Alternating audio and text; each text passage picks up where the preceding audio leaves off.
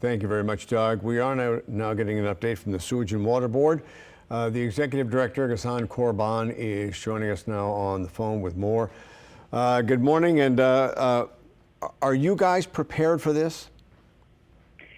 Good morning. Well, we are as prepared as can be. Actually, we're going into the storm a little bit more confident than we were yesterday, despite the intensity and obviously the enormity of the expected storm. We're going into it with 3 major turbines online.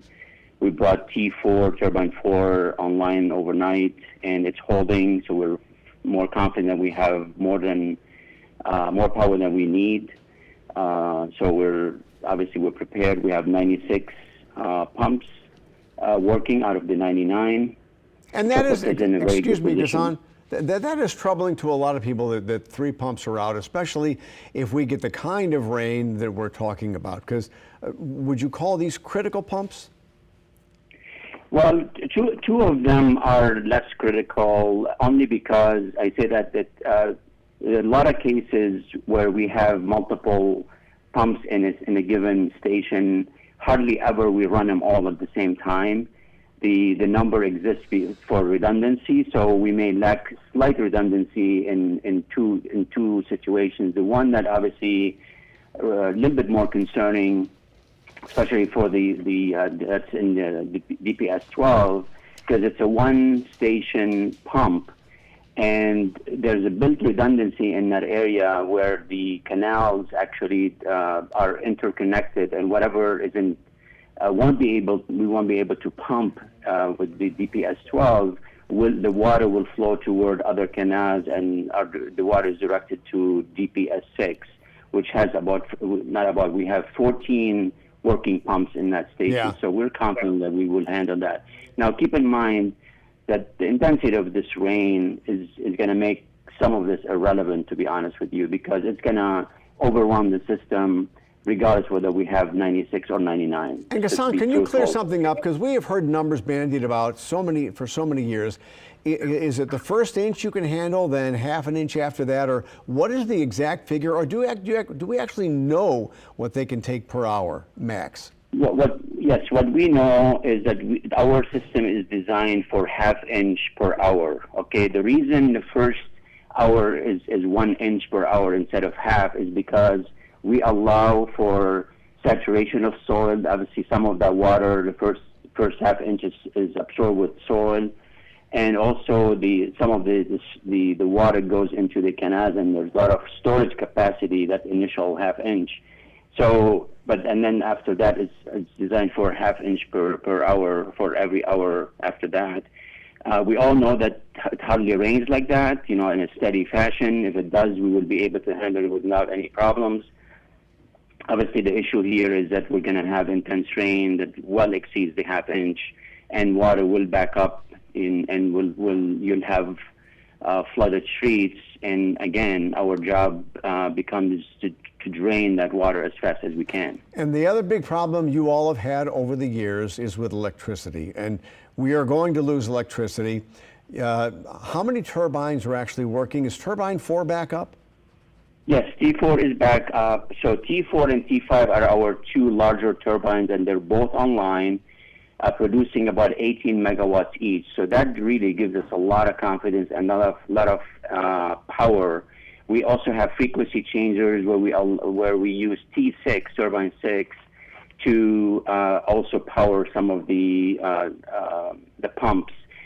Obviously, if we have a full area outage, power outage, and for an extended period of time, we will struggle obviously more, especially not only in drainage, but also in pumping sewage, because we have about 80 pumps, and many of those rely very heavily on energy. So if that power goes out, we're going to have roving generators that will allow us to draw down the levels of the sewage on those pumping stations. So it's not just drainage. Give me a balance on what you can actually produce energy and what you depend on energy for power. I mean, because you depend on both actually.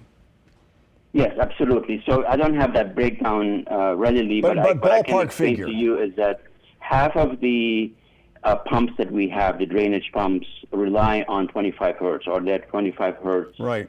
pumps, and we are able today to produce all the megawatts that we need to power all needed pumps.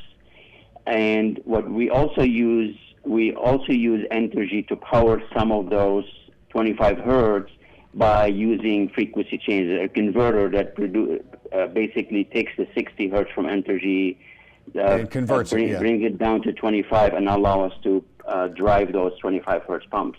Now, there are many, many other pumps, half of them actually, that run on 60. They're new technology, and if we have the outage that we're anticipating, we'll have to stand up our generators that are positioned in, obviously strategically, at those pumping stations to allow us to continue the pumping. And go ahead. I'm sorry. And what proactive measures did the Sewage and Water Board take to make sure storm drains are clean? Because we know that's been a historic problem in this city, that there's so much garbage and stuff in storm drains and storm pipes that it's a constant worry. It's certainly it's a worry. Department of Public Works, who's the responsible agency for the catch basins, has been very proactive. I'm sorry? But you work with them. No, we're two separate entities. We are actually a state entity. Well, obviously, we're very strong partners with the city, but we are a standalone utility. And there's a division in the responsibility relative to the system. I know it's confusing, but nonetheless, we obviously take that issue seriously. We work very close with our partners at DPW in the city to make sure that as many of those catch basins are open and accessible, because if the water doesn't make it through, we cannot pump it. Yeah, no, I understand it's two separate agencies, but you guys depend on each other. Without, if the storm drains aren't clear, you're not going to get the water out. Absolutely, and that's why we work very closely with them, making sure that they, as a matter of fact, we collaborate, and sometimes if they need equipment, such as vac equipment to clean up some catch basins, we let that happen, and so we're very collaborative in that regard. I just want to make that delineation. Nonetheless, the catch basins are key component of the drainage system, and that's why we asked earlier in the week that, for residents, if you witness or see some garbage blocking a catch basin, just if you can make the effort to move that out of the way without lifting the lid or anything like that, just clear the way. It will help that situation tremendously. And just we're all in this together, as you know. Yes, for folks who are watching now and in areas that flood historically, no matter how many pumps are running, I mean, are there places right now that you're more concerned about than others? Well, I mean, history obviously tells us that some areas, yes, do flood more repeatedly than others, and we are concerned. We're paying attention. At one point, again, it was just a watch and see, and we're going to do everything we can to pump that water as fast as we can. And are you confident that that this time will not be like times in the past, where you have enough power, you have enough pumps running, that we will do the best we can with what we've got, all things considered, how much rain we're getting? Absolutely. We're confident. We're on high alert. We're fully staffed. We have, again, very good complement of power generation equipment, and obviously 96 pumps are available and working. So we are in good shape. But keep in mind, this storm is pretty enormous and is going to bring a lot of rain. And just want to be, cautious about overpromising here, because the intensity is going to overwhelm the system. And that's just a fact, and we're going to stay at it. We're going to remain diligent about our mission to pump the water as fast as we can. And if we do get, say, 10 inches or more, that's going to be a lot of flooding. That's more this system was ever, or any system is designed to handle. That is very accurate. That's just a matter of fact. And if you bring that much water on any city and any system, you will have area-wide flooding. And we're more unique. We're not going to rely on gravity to carry that water away.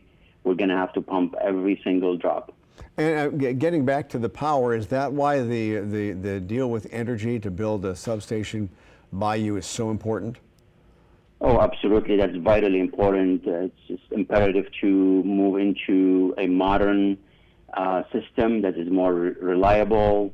And obviously, we have a redundant system that's being designed to stand up, just in case we have an issue with the substation in the future, as unlikely as that may be. But we have the obligation to have two systems that one can stand for the other in case of an outage. And you just said you're fully staffed, everybody's ready to go, nobody's going to hit the wrong switch. I mean, you guys have redundancy all over the place now.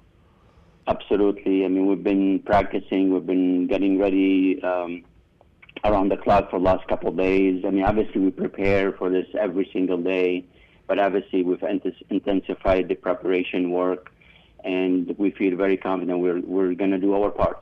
All right, Ghassan, thank you very much. We appreciate the information, and let's hope we don't get anywhere near the rain they're predicting.